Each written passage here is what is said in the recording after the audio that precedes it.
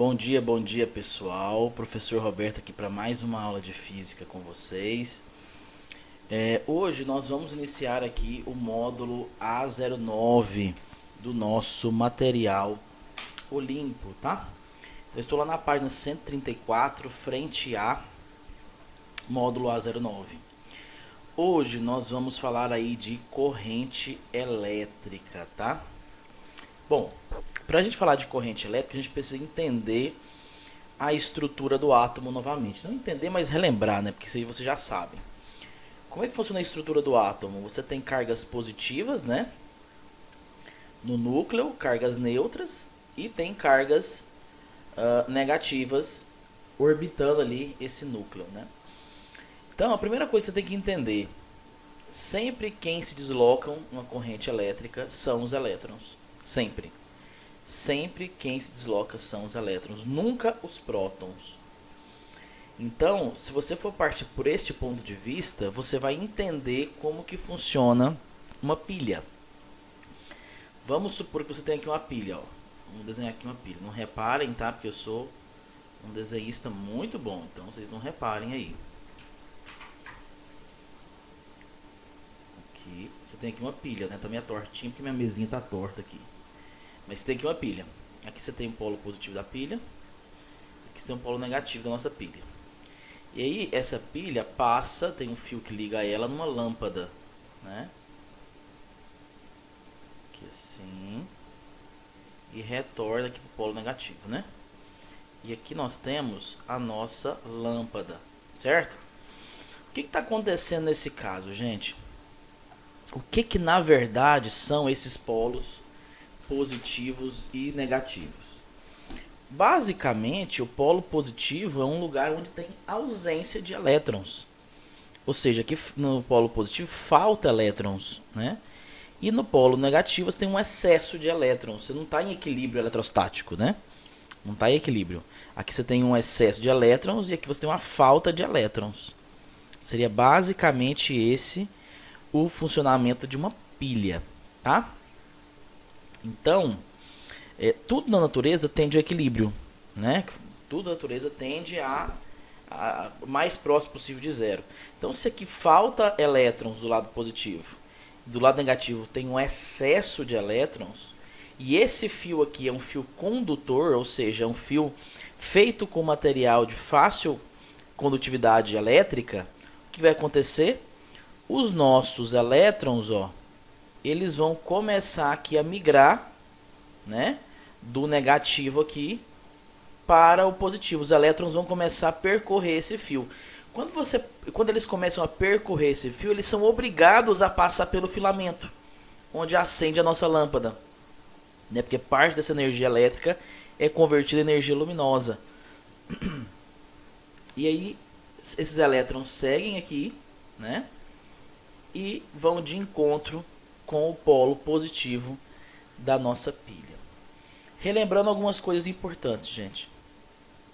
Quando esse equilíbrio for alcançado, quando todo o excesso de elétrons do polo negativo migrar para o polo positivo e houver uma estabilidade, né, ou seja, tiver um equilíbrio, né, entre o negativo e o positivo, sua pilha descarregou. Ela só vai estar carregada quando aqui ainda tiver excesso de elétrons e aqui ainda tiver falta de elétrons, tá? E só para deixar um pouco mais aprofundado para vocês, quando essa corrente elétrica passa pela lâmpada, na verdade ela não converte diretamente a energia elétrica em energia luminosa. Isso aqui é um filamento, né, de tungstênio, que é um elemento químico. E esse elemento químico ele irradia luz a temperaturas mais baixas. Então a nossa corrente elétrica passa por isso aqui que nós vamos ver posteriormente, então vamos chamar de resistor, né? Passa pelo resistor e esse resistor ele vai converter a energia térmica, que é a energia do calor, em energia luminosa, tá? Então isso é a nossa lâmpada comum, aquelas lâmpadas antigas, sabe? Isso é a nossa lâmpada comum. Bom, mas esse é o sentido o sentido real. Essas setinhas vermelhas aqui é o sentido real da corrente. Só que existe um outro sentido Deixa eu achar aqui uma cor aqui legal. Existe um outro sentido que é esse sentido aqui, ó, que é o que nós chamamos de sentido convencional da corrente. Nossa, Roberto, mas por que existem esses dois sentidos? Pelo seguinte, antigamente, quando descobriu-se a eletricidade e ela começou a ser usada, basicamente todo mundo acreditava que era a carga positiva que ia em caminho ia em busca, né, da carga negativa. E hoje, com o nosso conhecimento, nossa tecnologia, nós sabemos que isso não é verdade, né?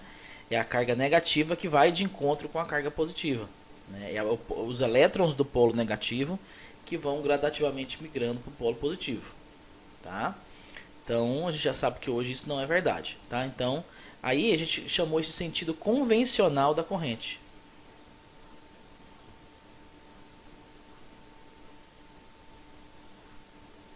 Então esse é o sentido convencional. Por quê? Aí o que acontece? Como já tinha vários livros de física escritos, né, há muitos e muitos anos, para não ter que mudar toda a literatura científica, o que eles fizeram? Falaram, a partir de hoje existem dois sentidos. Tudo que foi escrito antes de hoje é o sentido real, é o sentido convencional, né? E tudo que é escrito a partir de hoje é sentido convencional do positivo para o negativo e do negativo para o positivo sentido real. Inclusive, eles mantiveram a ideia de que para fins de cálculos, né, a gente sempre estuda o sentido convencional da corrente, tá? Bom, continuando aqui, nós precisamos entender o que é corrente contínua e corrente alternada. Corrente contínua, gente, é a pilha, porque constantemente elétrons vão saindo do polo negativo e vão entrando no polo positivo. Isso é constante, é contínuo, não para, né? É aquela migração de elétrons contínua, né? O que é corrente alternada? É a que a gente usa nas nossas casas. Ela é uma corrente que ela oscila 60 vezes por segundo. Então ela fica oscilando 60 Hz, né? Ela fica, tá aqui o fio, né? O elétron tá aqui, ele fica vai e vem, vai e vem, vai e vem, vai e vem, vai e vem e devagarzinho chegando para frente. Aí ele fica vai e vem, vai e vem, vai e vem, vai e vem assim, ó. Isso é a corrente alternada, né? Ela fica oscilando o tempo todo. Ah, Roberto, mas eu não vejo a minha lâmpada oscilar. Na verdade ela oscila, só que ela oscila 60 vezes por segundo. Então ela oscila tanto, tanto e tão rápido que é imperceptível aos nossos olhos, tá? Então seria aí essa ideia, gente, de corrente contínua e corrente alternada, tá?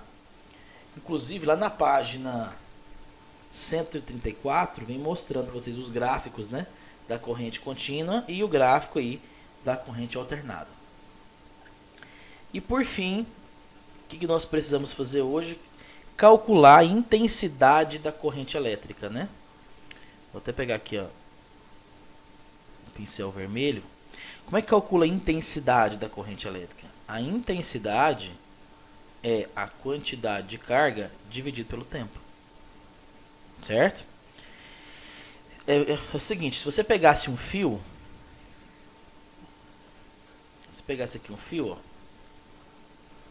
e cortasse ele transversalmente, só para a gente analisar, você vai perceber que os elétrons estão aqui, ó. Os elétrons estão migrando aqui tudo para um lado, tá vendo? Saindo do lugar negativo e no positivo. Então a quantidade de carga que passa aqui por um determinado tempo é o que nós chamamos aqui de intensidade elétrica, que é dado por ampere, tá? É a mesma coisa que coulombs, porque a quantidade de carga é coulombs por segundo, tá? Então coulombs por segundo é a mesma coisa que ampere, tá? Uma nomenclatura aí na física dada como ampere, tá? E por fim, nós temos aí os efeitos da corrente elétrica, né? Nós temos vários efeitos. Esse efeito que acontece aqui na nossa lâmpada, de esquentar o filamento, nós chamamos de efeito Joule, tá? Tem na sua página 135, falando que é o efeito térmico, né? Na verdade, a gente chama ele na física de efeito Joule. O efeito Joule é a conversão de energia elétrica em calor. Então o ferro de passar roupa faz isso, o chuveiro, né? O chuveiro onde você toma banho faz isso, né? Tem o efeito químico, que é quando você cria uma pilha, né, através de reações químicas. Tem o efeito magnético, né, que a corrente elétrica gera um campo magnético ao redor do fio. Vamos falar melhor sobre isso daqui a algumas aulas. Temos o efeito fisiológico, né, que é o efeito que a corrente elétrica causa no corpo humano e no corpo de animais.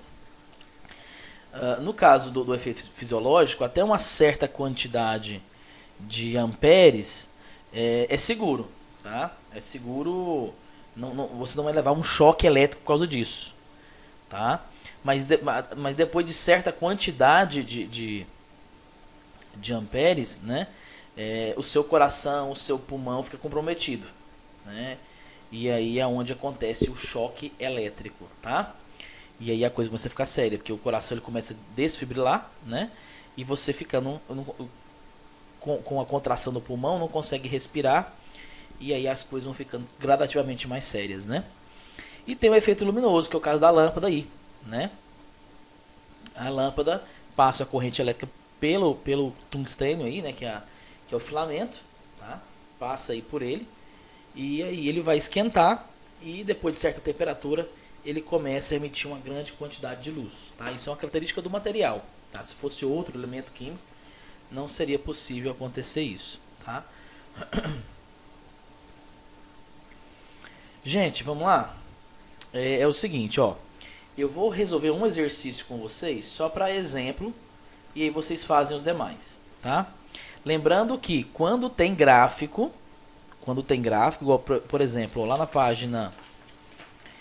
na página 135, o gráfico da direita, lá em cima fala isso, ó. Quando tem gráfico, a quantidade de energia, né?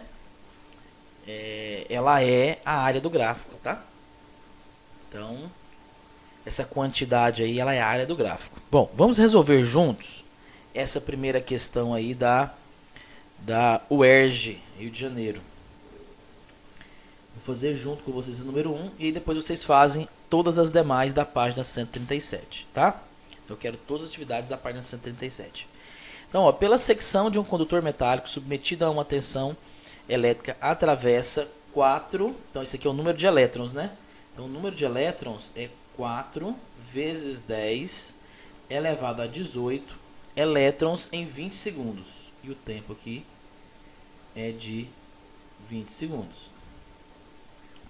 A intensidade média da corrente elétrica em ampere que se estabelece no condutor corresponde a... Gente, a primeira coisa que a gente tem que pensar, olha só, a intensidade, ela é o quê? A quantidade de carga pelo tempo, não é isso? Beleza. Só que eu não tenho a quantidade de carga, tem a quantidade de elétrons. Mas eu sei que a quantidade de carga, ela é o número de elétrons vezes a carga elementar. Então a minha intensidade da corrente, no lugar do Qzinho, eu vou colocar N vezes E, ó. N vezes E sobre ΔT. Agora é só substituir, ó. Então a minha intensidade vai ser o número de elétrons, que é 4 vezes 10 elevado a 18, vezes essa carga elementar, é a carga de um elétron ou de um próton. Ela é sempre a mesma. Inclusive, eu acho que na sua apostila aqui, deixa eu ver se tem ela. Eu acho que não tem ela. Mas enfim, vou passar para vocês. Ela é 1,6. Já sabem disso, né? Vezes 10 a menos 19 coulombs. Isso aqui é a carga de um elétron ou de um próton. Tudo isso dividido pela quantidade de tempo, que é de 20 segundos. Tá? Então eu vou terminar aqui agora, ó. Vou terminar, quando não estou sem espaço aqui, vou terminar nesse quadradinho aqui, ó. Então a minha intensidade de corrente elétrica vai ser, vamos ver aqui, gente, 4 vezes 1,6 dá quanto? Dá 6,4.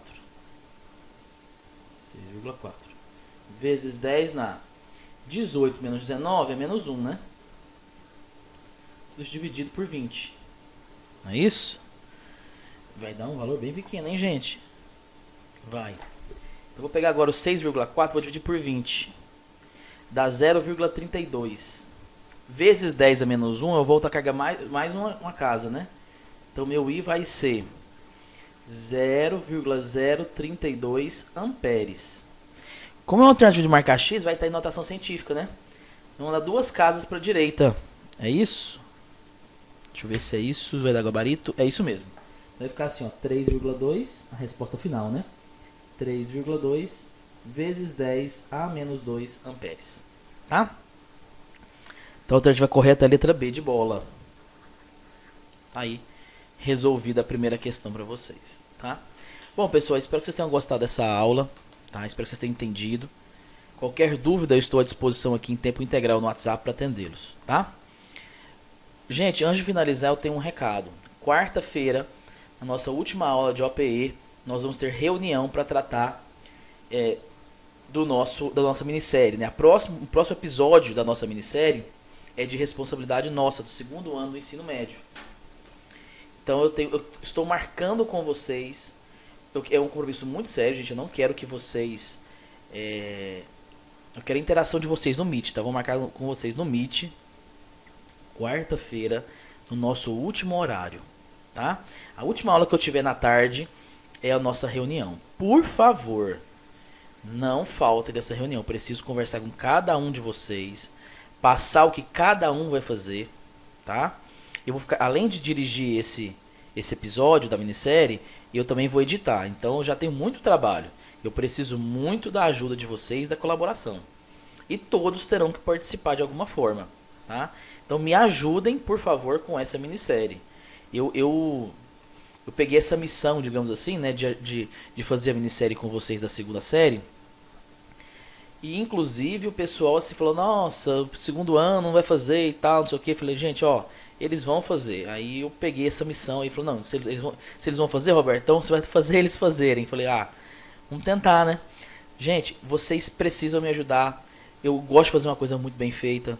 Vai ser uma coisa bacana, tá? Então vamos para nossa reunião de quarta-feira. Vocês foram subestimados, né? Eu tenho certeza que vai sair assim, ó, show, show, show, tá? Então quarta-feira, no nosso último horário, é a nossa reunião para a gente discutir sobre a nossa minissérie, né? Que o próximo episódio é de nossa responsabilidade. E é esse mês agora, né? No mês de setembro. Então vamos nos esforçar, tá?